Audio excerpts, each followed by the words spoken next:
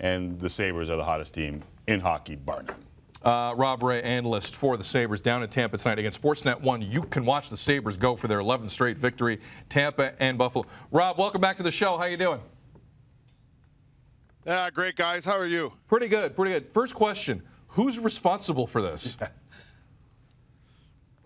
Well, I think Jason Botterill, number one, he's done an excellent job putting this group together, and I think that coming in here last year, he had a good feel to see what this group was all about, you know, what he had in young guys, what he needed to move on, and he did an excellent job. He brought in some very good leadership guys this summer that have stepped in and done a fabulous job and really taught the young kids on this team how you're supposed to act, what you're supposed to do, what you're supposed to say, how you prepare for games and all that kind of thing. And, you know, go from that stage, the coaching staff has really settled into their game of understanding what they have and putting guys into their roles. And now guys aren't walking around wondering what they're supposed to be doing while they're on the ice. They know exactly what their roles are.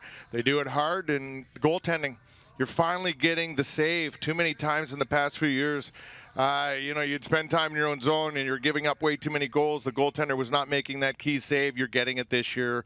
Either goaltender has been playing well. Yeah, we were talking about Carter Hutton's numbers, and obviously Allmark has played pretty well. If you go outside the keeper, I know Eichel leads them in points. Skinner's had a hell of a day. Who's your MVP for this team? Well, at one point, we were saying Jason Pominville because Jason got Eichel and Skinner going early in the year, and then that line was shipped up, and Sammy Reinhart stepped in there and picked up where Pominville left off. But I think you got to go to the back end. I think you're getting unbelievable play from Rasmus Ristolainen. He's been carrying the load back there for majority of the year. Now he's starting to maybe not have to play quite as much, so he can start playing the game that he can play. Dahlin is really kind of absorbing a lot of that extra ice time that you'd be leaning on Ristolainen, so benefiting both guys. The young man's earning it. The older guy is getting a little more of a chance to get a rest so he can be able to jump up the play and be a little more physical.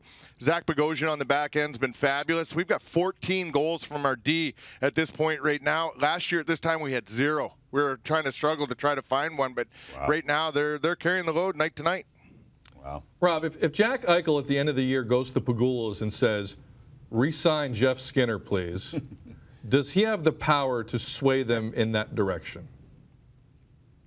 Yeah, he does. I think Jack he's got a lot of clout around here because he's earned it. I think at the beginning, Jack came in, eyes wide open, not really knowing and getting much direction. He's getting it now. He's really becoming that young man that you were hoping he was going to. From this time last year, a totally different player. This guy matured as the season went on last year. He's picked it up this year, even in being named captain. He's escalated it even more. So, yeah, when you've got chemistry with somebody of that level, and if Jack Eichel needs Skinner to keep things going, yeah, absolutely. And I think that you know, you would make room to keep Skinner in your lineup. There's a lot of room going to be made here as this season goes on, and at the end of the year, a lot of contracts going off the books. So there's money there for him.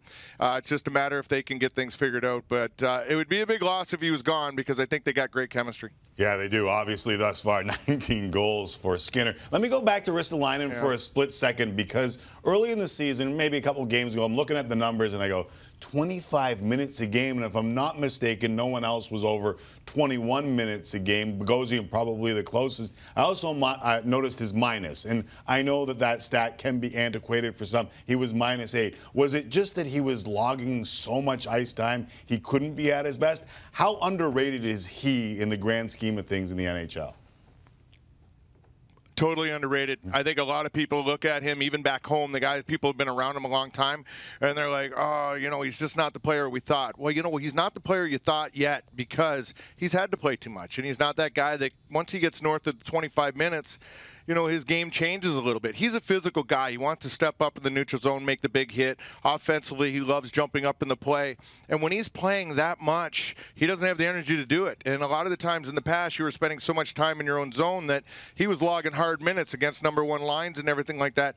Now you got Dahlin. I think last game, Bogosian and Dahlin led the way in ice time, and it allowed, you know, Ristolainen to play a little more of his game. So if they could get that down to the 20, 21-minute mark, I think you'll see Ristolainen blossom even more.